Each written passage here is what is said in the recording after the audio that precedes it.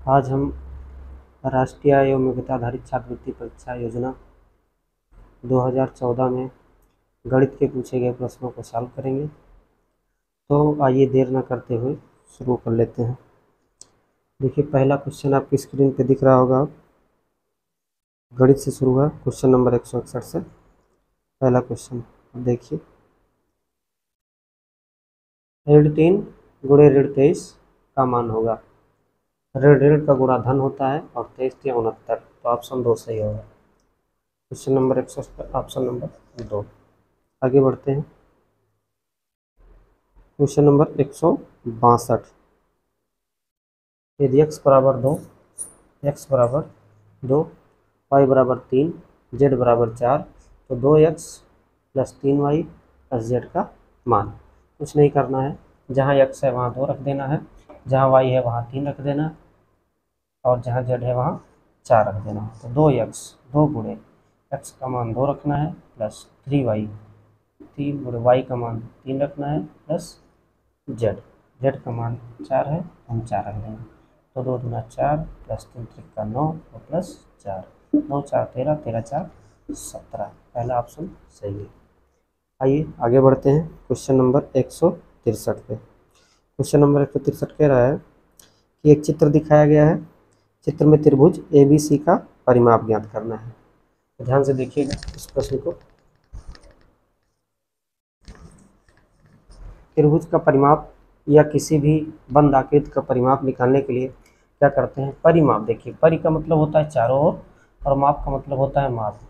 तो किसी भी बंद आकृति की चारों ओर की जो माप होती है उसी को परिमाप कहते हैं। तो यहाँ पे देखिए, इसका ये त्रिभुज है, त्रिभुज का परिमाप निकालना है। परिमाप का अर्थ होता है कि सभी भुजाओं का योग। तो 2x plus 3y plus z, इसका उत्तर आ जाएगा 2x plus 3y plus z। 2x plus 3y plus z, ये उत्तर सही हो जाएगा।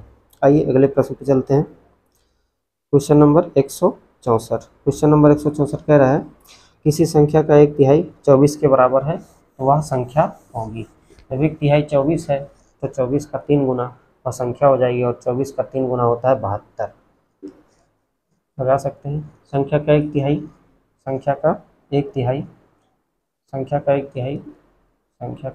24 है, तो संख्या हो जाएगी 24 या 72। इसको आसानी से लगा सकते थे। आइए अगले प्रश्न पर चलते हैं। किसी त्रिभुज के कोण में 2:3:4 का अनुपात है। त्रिभुज के कोण होंगे। देखिए, त्रिभुज के कोण क्या होते हैं? त्रिभुज के तीनों कोणों का योगफल होता है 180।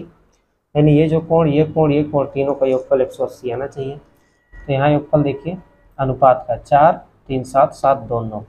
जो 9 इकाई का मान है सीधे सीधे 180 हो जाएगा। तो 1 इकाई का मान 20 आ जाएगा, क्योंकि 20 9 ही 180 होता है। 1 इकाई का मान जो है 20 आ जाएगा, 20 अंश। पूछा है क्या? त्रिभुज के कोण होंगे। तो 20 गुना 40, 20 3 60 और 20 चौका 80। तो 40 60 और 80, 40 60 और 80, सी ऑप्शन सही होगा, ऑप्शन नंबर 3। आइए आगे बढ़ते हैं, अगले प्रश्न पर चलते हैं।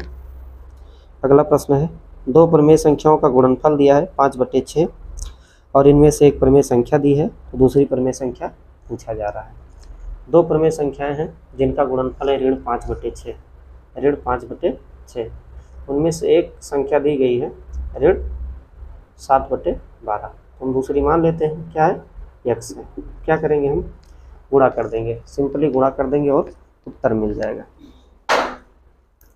गुणा कर देंगे। देखिए, यहाँ से 6 गुना में 12, ये आ जाएगा 5 दूना 10, ऋण का 10 बटे ऋण का 7, ये दूसरी प्रमेय संख्या आ जाएगी, यानी 10/7 इसका उत्तर हो जाएगा।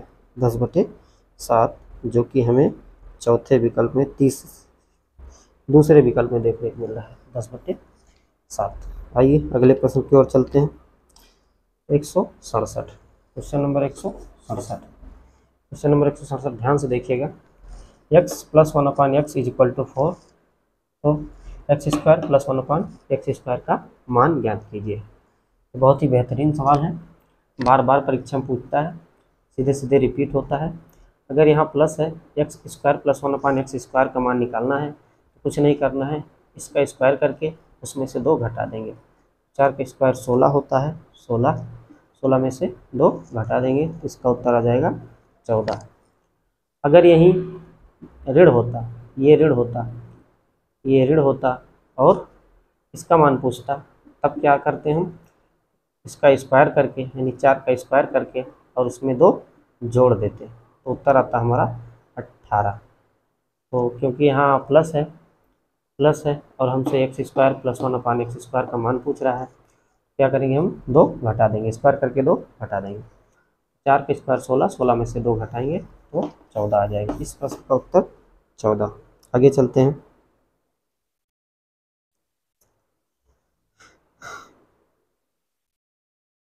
2 की घाते 3 2/3 की घाते 2 और उसकी घात 8 है, उसको भाग देना है 16/81 की घात 4 से। आइए इसको देखते हैं। जो लिखा है 2 की घाते 3, तो घात के ऊपर जब घात हो तो घातों का गुणा हो जाता है, ब्रैकेट के साथ जब हो तो घातों का गुणा हो जाएगा। 2 8 16, फिर भागे लगाएंगे और इसको हम लिख सकते हैं 4/3 यानी 2/3 की घात 4 लिख सकते हैं इसको हम। क्यों? क्योंकि 2 की घात 4 करेंगे तो 16 आ जाएगा और 3 की घात 4 करेंगे तो 81 आ जाएगा।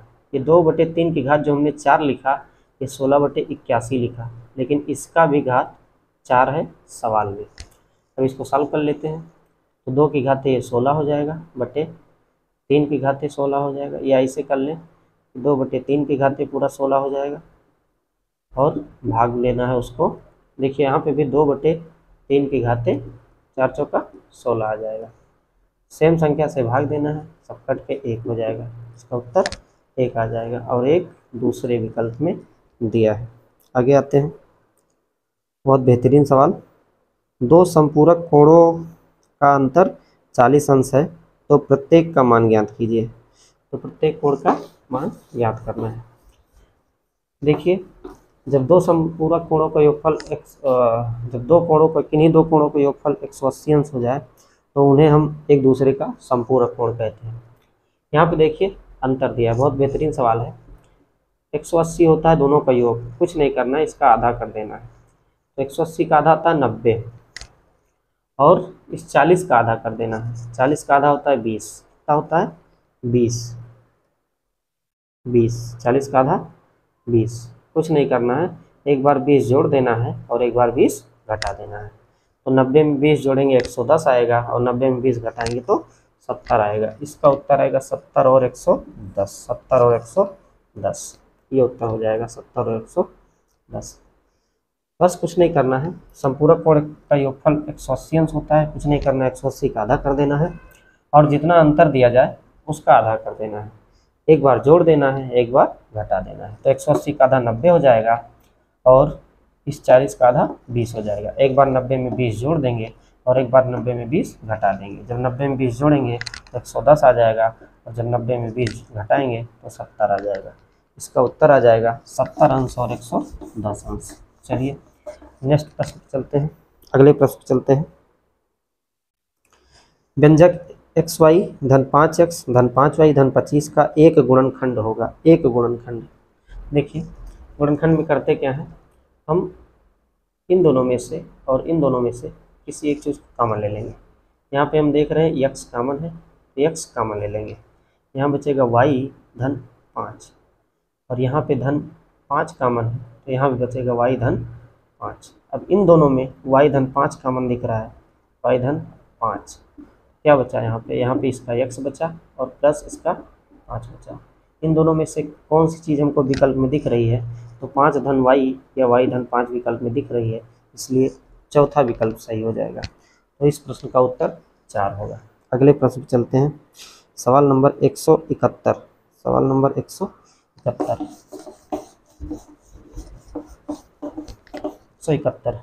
एक संख्या का 1/2 उसी संख्या के 1/4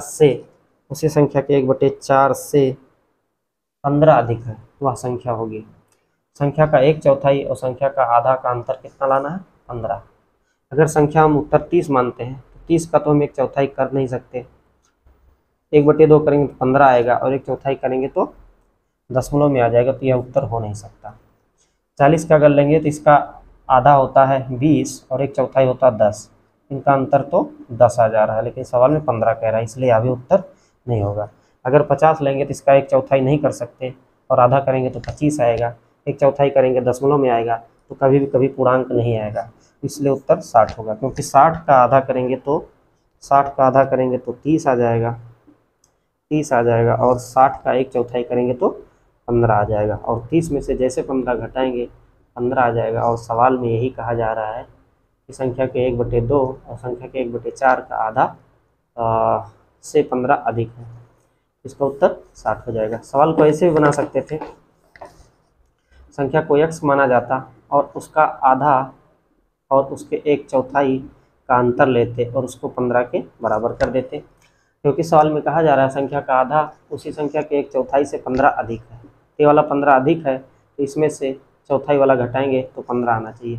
दोनों के एलसीएम लेते 4 आता, 2 दूना 4 होता है, तो 2x - 4 = 4 होता है, x बराबर 15, तो 2x में से x घटाएंगे, x बराबर ये 15 चौका 60 हो जाता। तो सवाल को हम ऑप्शन भी बना सकते हैं, ऑप्शन से भी और लगा भी सकते हैं, तो किसी भी प्रकार से हम कर सकते हैं। अगले प्रश्न की ओर चलते हैं। अगला प्रश्न है 172 √24 प्लस √216 बटे में √96। तो हम इसको किसी एक चीज़ में कर लेते हैं जिसका वर्गमूल निकल जाए। तो 24 को हम लिख सकते हैं 4 × 6, क्योंकि 4 का वर्गमूल निकल जाएगा, 6 का नहीं निकल पाएगा। इसी प्रकार से 216 को लिख सकते हैं 36 छक्का 216, 36 छक्का 216 बटे ये 96 दिख रहा है, ये होता है 16 छक्का 96, 16 छक्का 96। तो यहाँ पे देख रहे हैं हम 16 के वर्गमूल निकल जा रहा है, 4 का भी और 36 का भी। यहाँ से जब निकालेंगे 4 का वर्गमूल हो जाएगा 2, हो जाएगा 2 √6 या 2 करणी में 6, प्लस यहाँ 36 का निकल जाएगा 6, करणी में बचेगा 6, बटे यहाँ 16 का हो जाएगा 4, करणी में बचेगा 6। यहाँ जोड़ेंगे 2√6 और 6√6 मिलके हो जाएंगे 8√6। कितना हो जाएंगे 8√6, मिलके हो जाएंगे 8√6 बटे नीचे देखिए 4√6 बचेगा, 4√6। इस √6 से √6 कट जाएगा, इस 4 से 8 2 बार कट जाएगा, इसका उत्तर 2 आ जाएगा। बहुत ही बेहतरीन सवाल है, सिंप्लीफिकेशन में ऐसे ऐसे सवाल पूछे जाते हैं।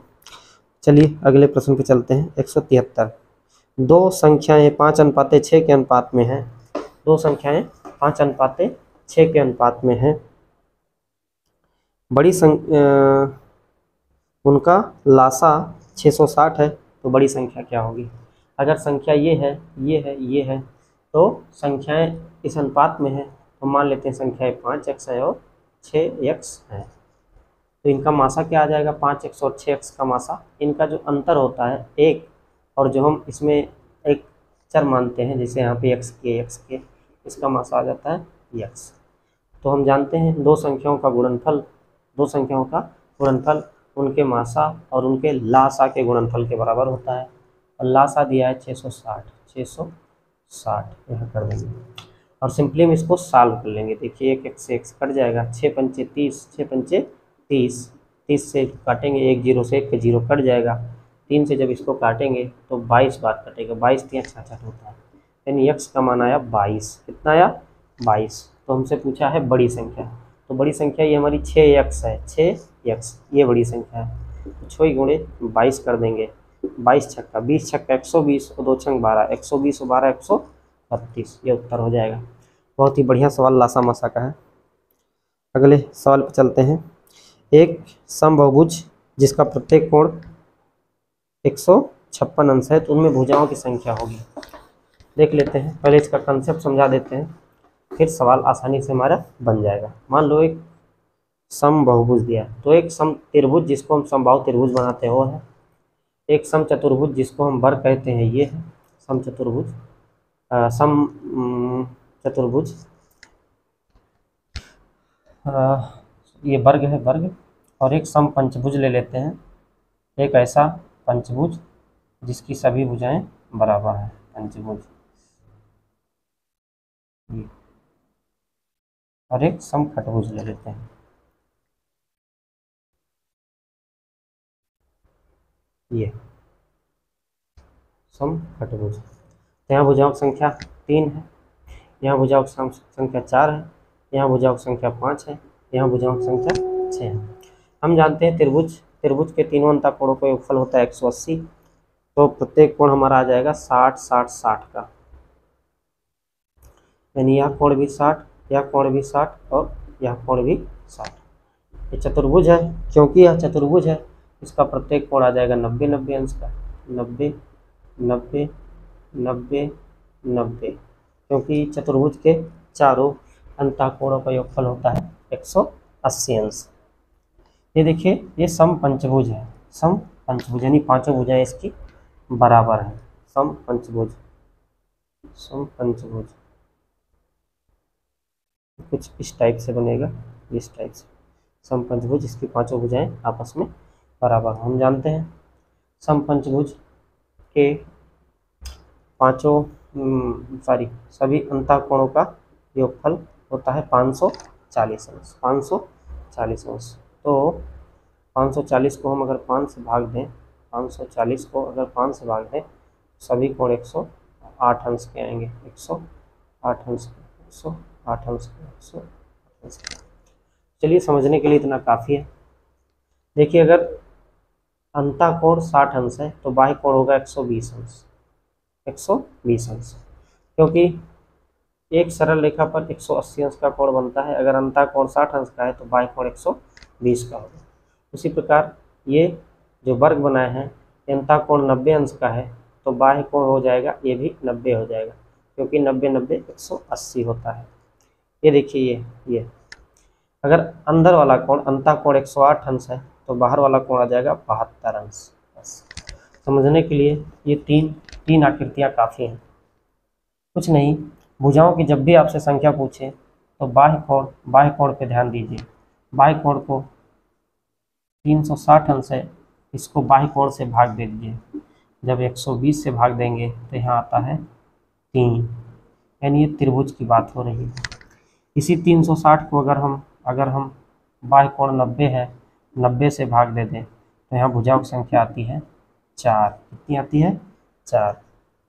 इसी 360 को यदि हम 72 से भाग देंगे, 72, तो यहाँ भुजाओं की संख्या आती है 5, क्योंकि यह पंचभुज है। इसी प्रकार से जो हमको बहुभुज दिया गया है, समबहुभुज, उसका प्रत्येक कोण दिया है 156 अंश। अगर प्रत्येक कोण 156 अंश का है और यह अंतःकोण की बात हो रही है तो बाह्य कोण आएगा 180 माइनस 156, 156। यहाँ से निकालेंगे हम तो 10 में से 6 जाएगा 4 और यहाँ बचेगा 7 में से 5 जाएगा 2, यानी 24 अंश का आएगा बाह्य कोण।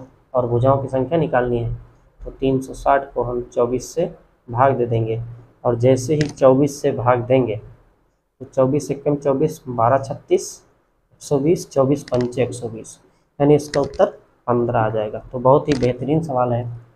इस प्रकार से और भी सवाल बनाए जा सकते हैं, तो इस सवाल को इस कंसेप्ट से ध्यान से समझेंगे, उसके बाद कोई भी प्रश्न होगा तो सॉल्व कर लेंगे। आगे चलते हैं अगले प्रश्न पे। सवाल नंबर 175, ध्यान से देखेंगे। 175 में कहा जा रहा है सरल ब्याज यानी साधारण ब्याज की दर से कुछ रुपए 20 वर्ष में दुगने हो जाते हैं तो तिगुना होने में कितना समय लगेगा। यहाँ पे ध्यान देने वाली बात यह है, सरल ब्याज की बात हो रही है। सरल ब्याज यानी साधारण ब्याज। तो साधारण ब्याज वह ब्याज होती है जिस पर सिर्फ मूलधन पे ब्याज मिलता है। चक्रवृद्धि ब्याज साधारण ब्याज में यही अंतर है कि पहले वर्ष के लिए साधारण ब्याज और चक्रवृद्धि ब्याज अगर निकाल जाए तो दोनों समान होगा, लेकिन एक वर्ष के बाद चक्रवृद्धि ब्याज और साधारण ब्याज में अंतर आ जाता है, क्योंकि साधारण ब्याज सिर्फ और सिर्फ मूलधन पे मिलता है और चक्रवृद्धि ब्याज ब्याज पे मिलता है। ब्याज पर भी जो ब्याज मिलता है वह अगले वर्ष के मूलधन में जुड़ जाता है चक्रवृद्धि ब्याज में, लेकिन साधारण ब्याज में ऐसा नहीं होता। तो अगर कोई भी ब्याज सरल ब्याज की दर से, कोई भी धन सरल ब्याज की धन से 20 वर्षों में दोगुना हो जाता है। 20 वर्षों में दोगुना हो जाता है, यानी 1 रुपया से 2 रुपया हो जाता है। तो अगले 20 वर्ष में फिर 1 रुपया से 2 रुपया होगा। समझते हैं, कह रहा 20 वर्षों में दुगना हो जाता है। अगर हमारे पास 1 रुपया था तो 20 वर्ष में 2 रुपया हो गया, 2 रुपया, 1 रुपया हो गया 2 रुपया, इतना होने में 20 वर्ष लगे। तो ये जो 2 रुपया है इसमें से तो 1 रुपया हमारा है और 1 रुपया ब्याज है। तो साधारण ब्याज का फार्मूला होता है ब्याज बराबर मूलधन गुणे दर गुणे समय और बटे में 100। तो ये 2 रुपया जो है उसमें से 1 रुपया तो हमारा है, सॉरी 1 रुपया तो ब्याज है। इस 2 रुपये में 1 रुपया मूलधन है गुणे दर, हम यही निकाल लेते हैं दर, गुणे समय, समय दिया है 20 वर्ष, क्या दिया है 20 वर्ष, और बटे में 100 करेंगे तो 20 पंचे 100 आ जाएगा। ये जो दर आ जाएगी दर बराबर 5 का इधर गुणा हो जाएगा तो 5% वार्षिक आएगी, 5% वार्षिक। तो कह रहा है कि 3 गुना होने में कितना समय लगेगा, यानी हमारे पास रुपया 1 हो और वह 3 रुपया हो जाए तो समय कितना लगेगा, यही पूछा गया है। तो ध्यान देंगे, जब 1 रुपया से कोई चीज़ 3 रुपया हो रही है तो इसमें 1 रुपया तो हमारा है, लेकिन जब 3 में से 1 घटाएंगे तो 2 रुपया आएगा, वही 2 रुपया होगा ब्याज। तो ब्याज बराबर मूलधन तो हमारा 1 ही रुपया है गुणे दर हम निकाल लिए हैं 5%, 5 गुणे समय यही निकालना है और बटे में 100, यही करेंगे। 5 से जब काटेंगे तो 20 बार जाएगा और 20 का गुणा 2 में हो जाएगा तो 40 वर्ष, इसका उत्तर आ जाएगा 40 वर्ष, और दूसरा ऑप्शन सही हो जाएगा। इस प्रश्न का उत्तर होगा 40 वर्ष। 60 में ऐसे कर सकते थे, कोई धन 20 वर्ष में दोगुना हो जा रहा है, यानी 1 से 2 रुपया हो जा रहा है, तो अगले बढ़ा 1 रुपया, यानी अगले 20 वर्ष में फिर 1 रुपया बढ़ेगा, फिर अगले 20 वर्ष में 1 रुपया बढ़ेगा, फिर अगले 20 वर्ष में 1 रुपया बढ़ेगा। क्या होता है साधारण ब्याज। चलिए अगले प्रश्न पे चलते हैं। सवाल नंबर 176, एक डोरी से एक समबाहु त्रिभुज, एक वर्ग अथवा एक वृत्त बनाया जाए, इनमें से कौन सी आकृति का क्षेत्रफल अधिकतम होगा। बहुत ही बेहतरीन सवाल है, पहले इसके कंसेप्ट को समझेंगे फिर सवाल को करेंगे। चलिए आते हैं, दिख रहा होगा पूरा क्वेश्चन। 176 जो दिख रहा है ये कुछ नहीं है, ये यही प्रश्न है, प्रश्न यही है, बस इधर इंग्लिश में लिखा है बस। आइए पहले कंसेप्ट को समझते हैं और फिर इस सवाल को करते हैं। कंसेप्ट को समझने के लिए पहले हम एक त्रिभुज लेंगे और एक चतुर्भुज लेंगे, यानी वर्ग लेंगे, और एक खटभुज लेंगे, और सब ये समबाहु त्रिभुज है, यानी तीनों भुजाएं बराबर है, ये वर्ग है यानी चारों भुजाएं बराबर है, और यह सम खटभुज है यानी 6 भुजाएं बराबर हैं। हम इनके परिमाप को कुछ ऐसा मानेंगे, इनके परिमाप को हम कुछ ऐसा मानेंगे कि सभी इस परिमाप में फिट हो जाए। तो यहाँ भुजाओं की संख्या 3 है, यहाँ 4 है, यहाँ 6, तो 3, 4 और 6 का एलसीएम होता है 12। 3, 4 और 6 का एलसीएम होता है 12, तो हम परिमाप सबका 12 मान लेंगे। अगर हम परिमाप 12 मानते हैं तो ये जो त्रिभुज है, समबाहु त्रिभुज है, अगर पूरा परिमाप 12 है तो भुजा हो जाएगी 4, 4 और 4। अगर परिमाप 12 है तो यह वर्ग है, इसकी भुजा हो जाएगी 3, 3, 3 और 3। यहाँ तक कोई समस्या समझने में नहीं है। अगर ये पूरा परिमाप 12 है तो भुजा आएगी 2, 2, 2, 2, 2। यहाँ पे हमने क्या क्या लिया है, पहले त्रिभुज लिया है और फिर वर्ग लिया है और फिर खटभुज लिया है, ध्यान से समझेंगे। अगर समबाहु त्रिभुज है तो समबाहु त्रिभुज का क्षेत्रफल होता है √3/4 a स्क्वायर, ए मतलब भुजा स्क्वायर, तो इसका क्षेत्रफल आ जाएगा √3/4 और a स्क्वायर मतलब 4 का स्क्वायर, 4 का स्क्वायर मतलब 16, तो 4 चौका 16। यहाँ आ जाएगा इसका क्षेत्रफल 4√3, बहुत ध्यान से समझिएगा, 4√3। ये वर्ग है, वर्ग में कोई डाउट ही नहीं है, वर्ग का क्षेत्रफल हो जाएगा भुजा स्क्वायर, 3 त्रिका 9, 3 त्रिका 9। यहाँ पे हम देख रहे हैं √3 का मान 2 से तो छोटा होता है, 1.73 समथिंग, 1.73, तो 2 नहीं होता। अगर √3 का मान 2 होता तो इसका मान 8 आता, लेकिन √3 का मान 2 तो होता नहीं, 2 से कम होता है, तो इसका मान 8 से कम आएगा। यानी जो त्रिभुज का क्षेत्रफल आया वह 8 से कम आया और वर्ग का क्षेत्रफल 9 आया। तो बड़ा क्या है? वर्ग। किसका क्षेत्रफल बड़ा है? वर्ग। यानी त्रिभुज और वर्ग में किसका क्षेत्रफल ज़्यादा है? वर्ग का। परिमाप समान है लेकिन क्षेत्रफल किसका ज़्यादा है? वर्ग। यहाँ पे आइए बात करते हैं समखटभुज की। समखटभुज की, तो खटभुज की ये विशेषता होती है कि अगर आमने सामने के विकर्णों को मिला दिया जाए, आमने सामने के शीर्ष से बने विकर्णों को मिला दिया जाए, तो जो समखटभुज होता है वह 6 समबाहु त्रिभुज में बंट जाता है और भुजाएं भी वही होती हैं। अगर भुजा 2 है तो सारी भुजाएं 2-2 हो जाएंगी, 2-2 हो जाएंगी, 2-2 हो जाएंगी। तो 6 समबाहु त्रिभुज में बढ़ जाता है। एक का क्षेत्रफल निकाल के अगर हम 6 से गुणा कर दें तो पूरे समखटभुज का क्षेत्रफल आ जाएगा।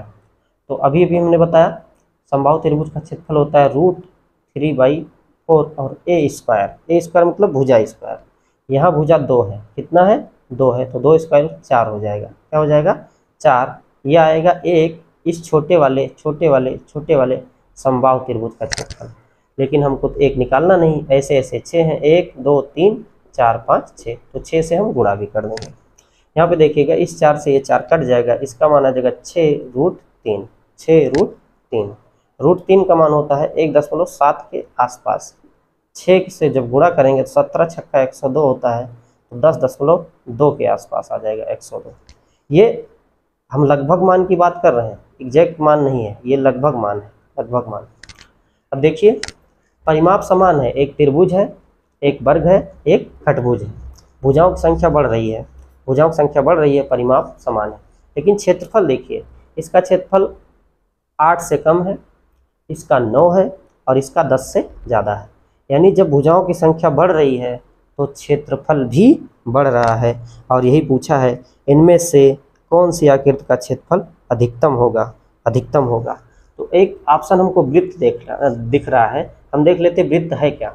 वृत्त कुछ नहीं है, बहुभुज ही है, लेकिन अनंत भुजाओं का बहुभुज है, उसमें भुजाओं की संख्या अनंत है।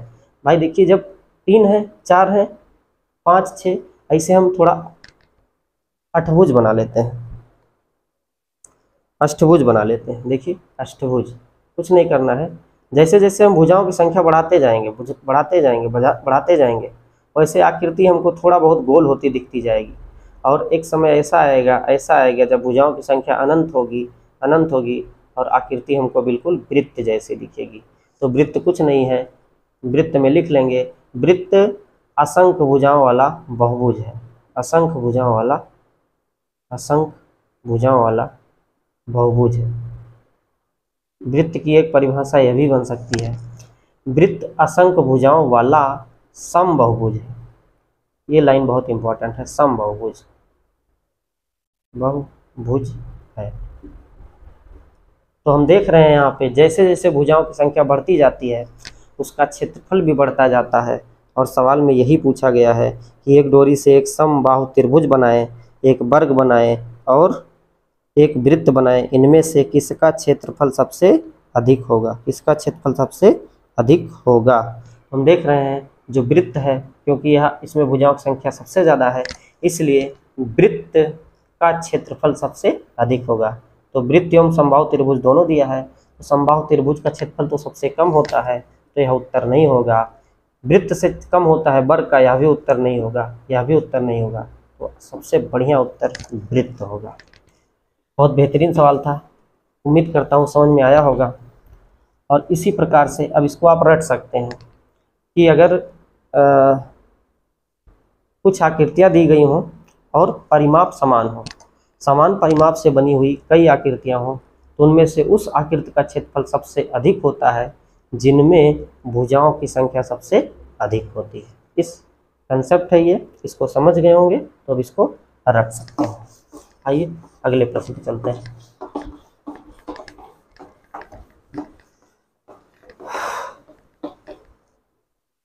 सवाल नंबर 177, 1/3 और 1/2 के ठीक बीच, जब कभी ठीक बीच की संख्या पूछी जाए तो कुछ नहीं करना है, दोनों को जोड़कर और 2 से भाग दे देंगे, 2 से भाग देंगे। 1/2 और 1/3 को जब जोड़ेंगे तो उत्तर आ जाएगा 5/6, 5/6 जोड़ने पे। और बीच की संख्या, जब ठीक बीच की संख्या पूछी जाए इसको 2 से भाग दे देंगे, 2 से भाग दे देंगे या 1/2 से गुणा कर देंगे तो उत्तर आ जाएगा 5/12, 5/12। यह इस सवाल का उत्तर होगा। चलिए अगले प्रश्न पे चलते हैं। सवाल नंबर 178, सवाल नंबर 178 यहाँ से सवाल है। ये 178 जो दिख रहा है ये यही है, इधर इंग्लिश में लिखा है। एक रेलगाड़ी 320 मीटर लंबी है, 72 किलोमीटर प्रति घंटे की चाल से वह एक खंभे को कितने सेकंड पार कर जाएगी। सवाल बहुत बढ़िया है।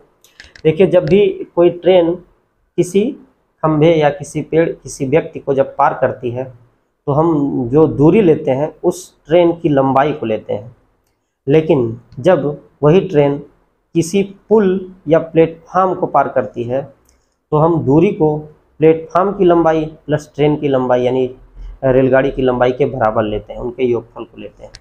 तो क्योंकि यहाँ पे एक रेलगाड़ी 320 मीटर लंबी है, 72 किलोमीटर प्रति घंटे की चाल से वह एक खंभे को पार करती है, तो जो हम लंबाई लेंगे यानी दूरी लेंगे वह रेलगाड़ी की लंबाई को ही लेंगे जो कि 320 मीटर है। तो चाल बराबर होती है दूरी बटे समय, तो समय हो जाएगा दूरी बटे चाल, दूरी बटे चाल। तो दूरी आ जाएगी 320 मीटर बटे चाल। चाल यहाँ पे ध्यान देना है, चाल दिया है 72 किलोमीटर प्रति घंटा, किलोमीटर प्रति घंटा। जब भी किलोमीटर प्रति घंटा लिखा हो उसको मीटर प्रति बटे सेकंड में बदलने के लिए 5/18 से गुणा कर देते हैं। ऐसा इसलिए करते हैं क्योंकि 1 किलोमीटर में 1000 मीटर होते हैं। 1 किलोमीटर बटे घंटा में देखिए, जो किलोमीटर होता है वहाँ पे 1000 मीटर होते हैं और जो घंटा होता है उसमें 60 मिनट होते हैं और हर 60 मिनट में 60 सेकंड आता है। यहाँ से इसको हम अगर काट लें, 2 0 2 0 यहाँ से कट जाएगा, तो 2 पंचे 10 और 2 3 6, नीचे आ जाएगा 6 3 18, 5/18। यही चीज़ 5/18 से हम यहाँ डायरेक्ट करते हैं। तो जब भी किलोमीटर प्रति घंटा दिया हो और मीटर प्रति सेकंड में बदलना हो तो 5/18 से हम सीधा गुणा कर लेते हैं। यहाँ पे देखिए, ये 18 चौका 72, ये 4 पंचे 20, यानी 20 मीटर पर सेकंड उसकी चाल हो गई। तो यहाँ पर रख देंगे 20 मीटर पर सेकंड। मीटर से मीटर कटेगा, सेकंड ऊपर चला जाएगा और 20 से जब काटेंगे तो 16 बार जाएगा, क्योंकि 16 दूना 32 हो जाता है। इसका उत्तर आ जाएगा 16 सेकंड, 16 सेकंड। बहुत ही अच्छा सवाल है। इस प्रकार से बहुत से सवाल बनते हैं। आगे आइए, question number 172, sorry question number 179, 179 number. एक घन का संपूर्ण पृष्ठ, घन है, घन 6 फलकों से बना होता है और घन में सभी कोरें कहिए तो समान होती हैं। तो जैसे लूडो की जो हमारी गोट होती है लूडो की, वो एक घन है। तो घन एक ऐसी आकृति होती है जिसकी सभी कोरें आपस में बराबर होती है, ये एक घन है। तो इसका संपूर्ण पृष्ठ कह रहा है 150 वर्ग सेंटीमीटर। संपूर्ण पृष्ठ मतलब 6 पृष्ठ होते हैं, 1 2 3, नीचे वाला 4, इधर वाला 5 और इस पीछे वाला 6, तो 6 पृष्ठ होते हैं। और क्योंकि घन है तो इसकी सभी कोरें बराबर होती हैं, तो एक कोर का जो क्षेत्रफल आ जाएगा, क्योंकि ये वर्गाकार होता है तो 6 ये एक वर्ग बन जाएगा। और वर्ग का क्षेत्रफल होता है भुजा स्क्वायर, इसलिए एक पृष्ठ का क्षेत्रफल हो जाएगा भुजा स्क्वायर। अगर हम भुजा को ए माने तो एक पृष्ठ का क्षेत्रफल हो जाता है ए स्क्वायर। क्योंकि ऐसे ऐसे 6 पृष्ठ हैं इसलिए पूरे पृष्ठ यानी संपूर्ण पृष्ठ का जो क्षेत्रफल आ जाएगा 6a स्क्वायर। और इसी 6a स्क्वायर का मान, तो अभी हम ये प्रश्न कर रहे थे, कुछ टेक्निकल फॉल्ट आ गई थी इसलिए वीडियो बंद हो गया था। आगे चलते हैं। तो एक घन का संपूर्ण पृष्ठ 150 वर्ग सेंटीमीटर है, वर्ग सेंटीमीटर है। तो उसका आयतन क्या होगा। हम जानते हैं घन, घन में 6 फलकें होंगी और 6 जो फलक होंगी वो सभी वर्गाकार होती हैं। वर्गाकार, क्योंकि एक वर्गाकार फलक है तो वर्ग का क्षेत्रफल होता है भुजा स्क्वायर, एक फलक का क्षेत्रफल हो जाएगा भुजा स्क्वायर यानी ए स्क्वायर, और ऐसी ऐसी 6 फलकें हैं, 6 फलकें हैं, इसका क्षेत्रफल आ जाएगा 6a स्क्वायर, और इसी का मान सीधे दिया है हमको, सीधे दिया 150 वर्ग सेंटीमीटर। इसको बराबर कर देंगे, 6 से काटेंगे तो 6 दूनी 12, 3 15 30, और 6 दूना 12, 3 15 30 हो जाएगा, और 6 पंचे 30। ए स्क्वायर का मान अगर 25 है तो ए का मान 5 आएगा, यानी उस घनाकार जो घन है उसकी जो कोर है या भुजा है वो 5 सेंटीमीटर की है। तो हमसे पूछा आयतन, आयतन होता है भुजा का क्यूब, घन का आयतन भुजा का क्यूब, तो 5 का क्यूब करेंगे तो 125 घन सेंटीमीटर, ये तीसरा विकल्प सही हो जाएगा। इसका उत्तर हो जाएगा 125 घन सेंटीमीटर। आइए क्वेश्चन नंबर 180 पे चलते हैं। 4 लड़कियों का औसत भार 60 किलोग्राम है, ये 180 इधर है, इंग्लिश वाला पेपर इधर। पहली का भार शेष 3 भारों के योग का 1/4 है, तो पहली लड़की का भार किलोग्राम में होगा। देखिए इसको समझने से पहले हम औसत का कंसेप्ट समझेंगे। यदि 2 लोग हैं, एक ए और एक बी, और इनका आयु का औसत पूछा जाए, इन दोनों के आयु को जोड़कर हम 2 से भाग दे देंगे, इनका औसत आ गया। यदि इसी प्रकार 3 लोग हों, ए बी और सी, इनका औसत पूछा जाए तो इन तीनों के आयु का योग करके हम 3 से भाग दे देंगे। इसी प्रकार अगर 4 लोग हैं तो 4 लोगों के आयु का योग करके हम 4 से भाग देंगे। थोड़ी देर के लिए मान लेते हैं इनका औसत x है 3 लोगों का, और a और b 2 लोगों का औसत y है। तो यदि हम कहें a + b + c यानी तीनों के आयु का योग क्या होगा, तो हम इस 3 का गुणा इधर कर देंगे यानी 3x, यानी औसत में संख्या से गुणा कर देंगे। उसी प्रकार से हम पूछें a और b के आयु का योग कितना होगा, तो यहाँ से हम a + b निकाल सकते हैं, ये उनका औसत है, गुणे जितनी संख्या होगी उससे गुणा कर देंगे। यही कंसेप्ट हम यहाँ लगाएंगे। 4 लड़कियों का औसत भार 60 किलोग्राम है, तो 4 लड़कियों का आयु का योग निकाल लेंगे हम। तो योग निकालने के लिए हम क्या करेंगे, औसत में संख्या से गुणा कर देंगे, तो योग आ जाएगा, उनके आयु का योग आ जाएगा 60 चौका 6 चौक 24 240 किलोग्राम। अब देखिए कह रहा पहली का भार शेष 3 के भारों का योग का 1/4 है, तो पहली का भार बताना है। ऑप्शन इसी में से कोई सही होगा। थोड़ी देर के लिए मानते हैं 15 सही है, तो यदि पहली का 15 है तो बाकी 3 का 240 - 15 कर देंगे, तो 240 में से 15 यदि घटाते हैं हम, 240 में से 15 तो 225 आ जाता है, 225। और 225 का जब हम 1/4 करेंगे, क्योंकि कहा जा रहा है कि तीनों का योग, 3 के भारों का योग का 1/4 ये जो चौथा है, अगर हम इसका 1/4 करेंगे तो ये लास्ट में 25 है, और 25 कभी 4 से नहीं कटता, तो पूर्णांक में कभी नहीं आएगा, तो 15 के बराबर कभी नहीं होगा, इसलिए 15 उत्तर नहीं होगा। थोड़ी देर के लिए 45 मानते हैं।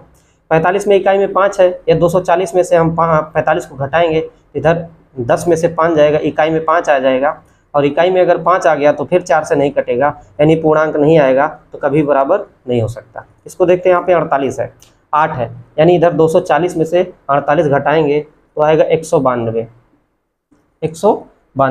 और 192 को यदि हम 4 से भाग देते, देखते कितना आता है। 4 चौका 16, 4 चौका 16, 3 19 32, और 4 8 32, यहाँ फिट हो गया। 48 कह रहा है और 48 आ गया, इसलिए उत्तर 48 होगा। 51 भी उत्तर नहीं होगा, क्योंकि 240 में से जब हम 51 को घटाएंगे तो आएगा 179, और यह भी 4 से नहीं कटता, तो उत्तर यह भी नहीं, उत्तर यह भी नहीं, उत्तर यह भी नहीं। इसका सही उत्तर होगा 48। तो इस प्रकार से हम 180 प्रश्नों को, मतलब गणित के 20 प्रश्नों को हमने सॉल्व किया। अगले वीडियो में हम मिलते हैं किसी दूसरे वर्ष के पेपर के लिए, तब तक आप लोग तैयारी करते रहिए, पढ़ते रहिए। धन्यवाद।